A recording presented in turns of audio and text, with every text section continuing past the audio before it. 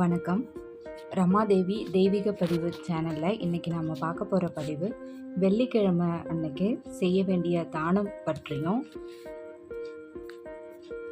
தானம் எந்த பொருளை தானம் கொடுக்கக்கூடாது அப்படின்றத பற்றியும் இன்றைக்கி நம்ம பார்க்க போகிறோம். எந்த பரிகாரங்களையும் நம்பிக்கையோடும் பக்தியோடும் செய்தால் மட்டுமே பலன் கிடைக்கும். பொதுவாக வெள்ளிக்கிழமையன்று எந்த பொருளையும் கொடுக்கக்கூடாது அப்படின்னு சொல்லுவாங்க. ஆனால் இரவலாக தான் கொடுக்கக்கூடாதே தவிர தானமாக கொடுக்கலாம். அதை அடுத்து வெள்ளிக்கிழமையில் செய்ய வேண்டிய தானம் பற்றி இனிமேல் நம்ம பார்க்கலாம். அம்மனுக்கு உரிய நாள் என்றாலே அது வெள்ளிக்கிழமை தான் அப்படின்னு எல்லாருக்குமே தெரிஞ்சவங்க. பொதுவாக அனைவரது வீட்டிலும் வெள்ளிக்கிழமை பூஜையானது நடைபெறுவது வழக்கமான ஒன்று. எனவே வீட்டின் பூஜை அறையில் உள்ள சாமி படங்களை மலர்களால் அலங்கரித்து விளக்கேற்றி கற்பூர ஆரத்தி காட்டணும். பூஜையில் பாசி பருப்பால் செய்யப்பட்ட பாயாசத்தை நைவேத்தியமாக செய்து படைக்கணும். பூஜை முடிந்ததும் 2 டம்ளரில் அந்த பாயாசத்தை ஊற்றி உணவுக்காக கஷ்டப்படும் 2 பேருக்கு உங்கள் கையால் தானம் கொடுத்தால் மகாலட்சுமியின் பரிபூரண அருள் கிடைக்கும். கோவிலில் இருக்கும் யாசகர்களுக்கு கூட இந்த உணவை அளிக்கலாம். வெள்ளிக்கிழமையில் செய்யக்கூடிய இந்த தானமானது வீட்டின் செல்வ வளர்ச்சியையும் அதிகரிக்கும். எந்த பொருளை தானம் கொடுக்கக்கூடாதுன்னு பார்க்கலாம். தர்மம் தலை காக்கும். பிறருக்கு கொடுத்து உதவியவர்கள் என்றும் தாழ்ந்து போவதில்லை. கெட்டாலும் மேன்மக்களே அப்படின்னு தானத்தோட பெருமையை இன்று வரைக்கும் பெரியவர்கள் கூறுவாங்க. பொதுவாக தானம் செய்வதன் மூலம் கணக்கில் அடங்காத நன்மைகள் கிடைக்கும் அப்படி இருக்கும் நிலையில சில பொருளை தானம் செய்யும் போது நமக்கு கஷ்டம் வருவதாகவும் சாஸ்திரம் கூறுது. அந்த வகையில் வாழ்நாள் முழுவதும் அடுத்தவர்களுக்கு தானமாக கொடுக்கக்கூடாதது பற்றி பார்க்கலாம். தானங்களில் சிறந்த தானம் சொல்லப்படுவது அன்னதானம். பசியென்று வருகிறவர்கள் யாருக்கும் சாப்பாடு இல்லை என்ற வார்த்தையை சொல்லக்கூடாது. அதே சாதத்தை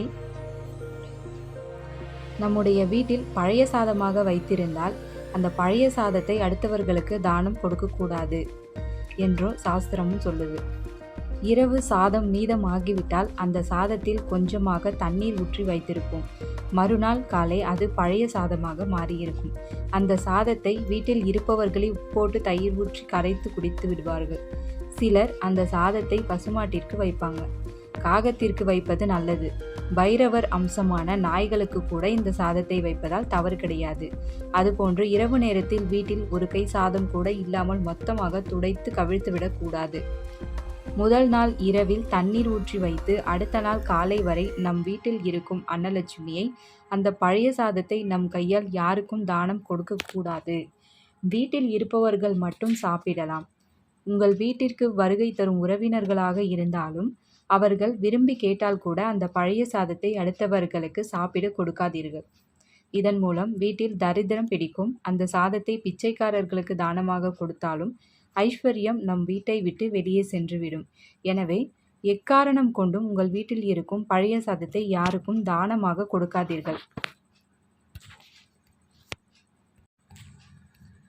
நாம் வாழும் போதும் வாழ்ந்து முடிந்த போதும் நமக்கு பெரும் உபயோகமாக இருப்பது நாம் செய்த புண்ணியங்கள் மட்டுமே. அத்தகைய புண்ணியங்கள் என்பது நாம் செய்கின்ற தான தர்ம காரியங்கள் மூலமாக மட்டுமே கிடைக்கும். இந்த நிலையில் நாம் செய்கின்ற தானத்தால் நமது புண்ணியம் பெருகுமே தவிர சிறிதும் குறைவதற்கு வாய்ப்பில்லை. அதை கண்கூடாவே பார்க்கலாம். பொதுவாக மனிதன் உயிர் வாழ்வதற்கு ஆதாரமாக உள்ளது உணவு. அதையொட்டி பசி தாகத்தோடு வருபவருக்கு பொன் பொருள் எவ்வளவு கொடுத்தாலும் மனம் திருப்தி அடையாது. ஆனால் சாப்பாடு வேண்டுமென்று கேட்பவர்கள் போதும் என்று சொல்வது சாப்பிடும் போது மட்டுமே. அன்னதானம் செய்வதால் பூர்வ ஜென்ம கர்ம வினைகள் தீரும். பித்ருக்களின் ஆசீர்வாதம் கிடைக்கும். மேலும் அன்னதானம் செய்பவர்களுக்கு முன்வினை காரணமாக துன்பம் ஏற்பட்டாலும் இறையருள் எப்பொழுதும் துணை நிற்கும். இதை அடுத்து என்னென்ன தானம் செய்தால் அதனால் கிடைக்கும் பலன் பற்றி பார்க்கலாம். மஞ்சள் தானம் செய்தால் மங்களம் உண்டாகும். அன்னதானம் செய்தால் சகல பாக்கியங்களும் உண்டாகும். தண்ணீர் தானம் செய்தால் மன சாந்தி ஏற்படும். வஸ்திர தானம் அதாவது துணி தானம் செய்தால் சகல ரோக நிவர்த்தியாகும். தில தானம் அதாவது எள்ளு தானம் செய்தால் பாவ விமோச்சனம். குலதானம் வெல்லம் தானம் செய்தால் குல அபிவிருத்தி துக்க நிவர்த்தியாகும். நெய் தானம் செய்தால் வீடு பேறு அடையலாம். தேன் தானம் செய்தால் இனிய குரல் கிடைக்கும். பழ வகைகள் தானம் செய்தால் புத்திர அபிவிருத்தி, பால் தானம் செய்தால் சௌபாக்கியம், பூமி தானம் செய்தால் அகப்ர சுகங்கள் கிடைக்கும், போர்வை தானம் செய்தால் துர்சகுண பய நிவர்த்தி விலகும், சந்தனக்கட்டை தானம் செய்தால் புகழ் சேரும், கோதானம் செய்தால் அதாவது பசுமாடு தானம் செய்தால் பித்ரு சாப நிவர்த்தி விலகும், வெள்ளி தானம் செய்தால் பித்ருக்கள் ஆசி கிடைக்கும், சொர்ண தானம் செய்தால் அதாவது தங்க தானம் செய்தால் கோடி புண்ணியம் உண்டாகும்.